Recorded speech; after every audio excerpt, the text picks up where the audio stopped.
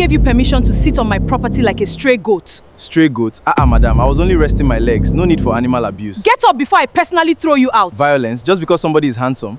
Her name is Adiz Okonkwo, and she does not apologize. At 32, she built a logistics empire from her late father's collapsed transport business. She is sharp, ruthless, and famously rude. If you work under her, you either cry in the restroom or resign by Friday. Staff members feared her. Some resigned because they couldn't take it anymore. She was a no-nonsense woman. She was brilliant, beautiful, sharp-tongued, and completely allergic to nonsense, but there was one man she treated with respect, Papa Namdi, her gateman. Papa Namdi, her gateman, was the only one there for Adiz. When she lost her father at the age of 19, Papa Namdi was her protector and comforter. Every morning, he opens the gate with a soft warming smile. That Tuesday had already been terrible. A shipment was delayed, 2 staff members cried, 1 got fired.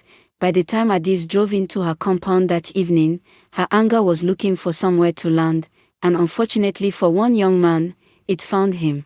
There he was, sitting comfortably on her driveway like he paid rent there, drinking pure water without a single worry in life. Adiz stepped out of her car, her heels clicked like gunshots.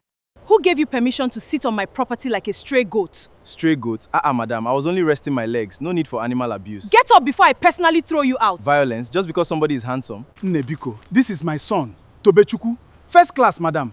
Sorry for the confusion. I'll move to the gatehouse immediately. Fine, he can stay, but tell him to stay out of my sight. Adiz didn't know that letting Tobe stay at the gatehouse would be one of her biggest problems. Later that day, Tobe moved into the gatehouse. It was small, 2 rooms, a narrow bathroom and a tiny kitchen, but to Tobe, it was paradise. He had spent 5 years sleeping on a squeaky bunk bed with 3 roommates who stole his noodles and argued over who finished the gari. Now he had a mattress to himself, and a fan that actually rotated. He ate his favorite food and slept peacefully that night.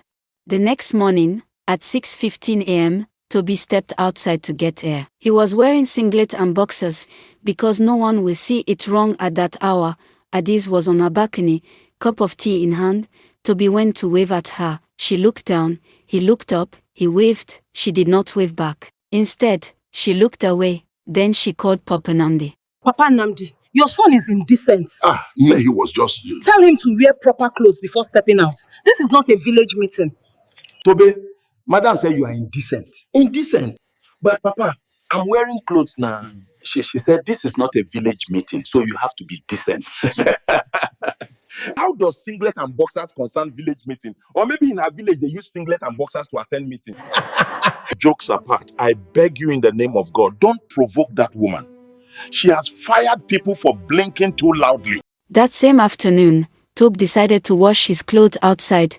The gatehouse had no washing machine, so he used a big blue basin and his 2 hands like a normal human being. He was scrubbing his only pair of jeans when Adiz's driver sped past and drove straight through a puddle, splashing muddy water all over Tobe's face, his clothes, and his dignity. Tobe stood up, dripping. Tobe picked up his wet jeans, walked to the main house. He knocked furiously at the back door like war has just begun. Adiz came outside. Why are you knocking on my door like a mad dog whom have just been released from the cage looking for whom to devour? Can you imagine what your stupid driver did to my clothes and body? Yeah. I decided to tell her first, before I deal with him. Because tell me why a grown man saw the whole compound free, but the only mission in his life was to baptize me with dirty water while I was washing my clothes. No, excuse me, you cannot talk to me like that. Do you know who I am? It seems like you are tired of staying here already. Because I think you didn't ask questions.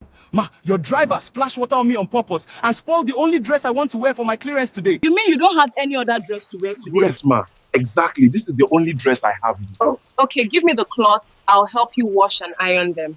This was unlike Adiz. Tobe already noticed that the lioness has a very soft spot and was ready to dig it. Adiz just did it because of his boldness. Adiz carried the jeans like a dead rat. She was asking herself why she did this for him. Or maybe because she was in a good mood. Adiz gave the clothes to her laundry maid. Later that evening, Adiz brought back Tobe's clothes, well washed and ironed, so Tobe went to appreciate her with a plate of abacha. Adiz didn't want to take it at first, but Tobe convinced her. He said that the abacha was a special one made by him, and it's a token of appreciation, so Adiz collected it.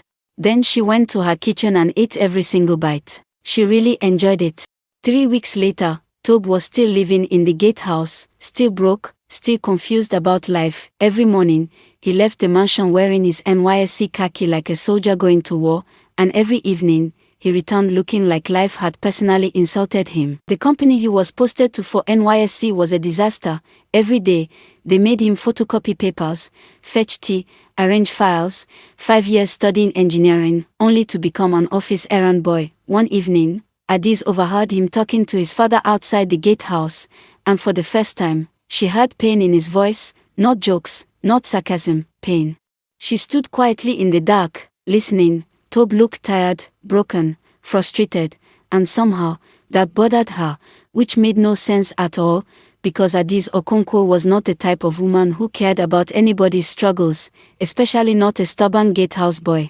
The next morning, Adiz called Papa Namdi into her sitting room, and what she said nearly stopped the old man's heart. She wanted Tob to complete his NYSC inside her company, a real position, a real salary, real work, not tea fetching, not photocopying. For the first time in years, hope entered Papa Namdi's eyes.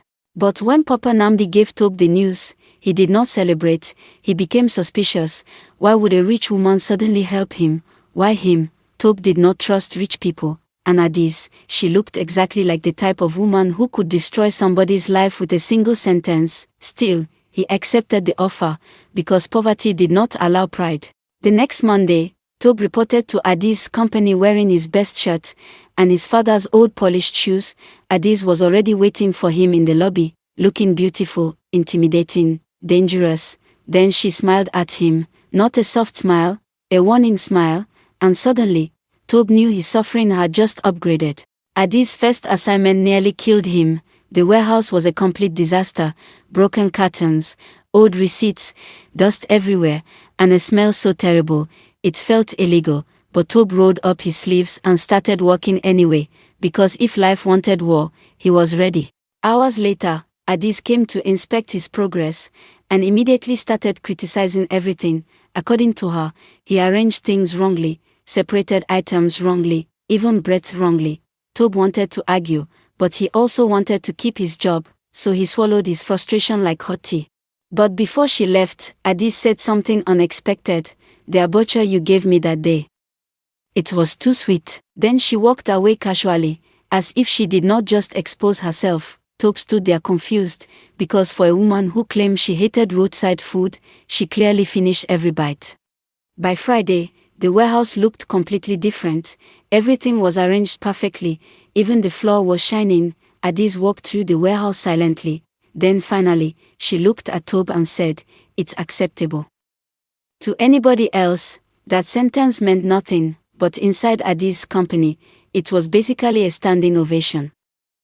Tob thought surviving Adiz would be difficult.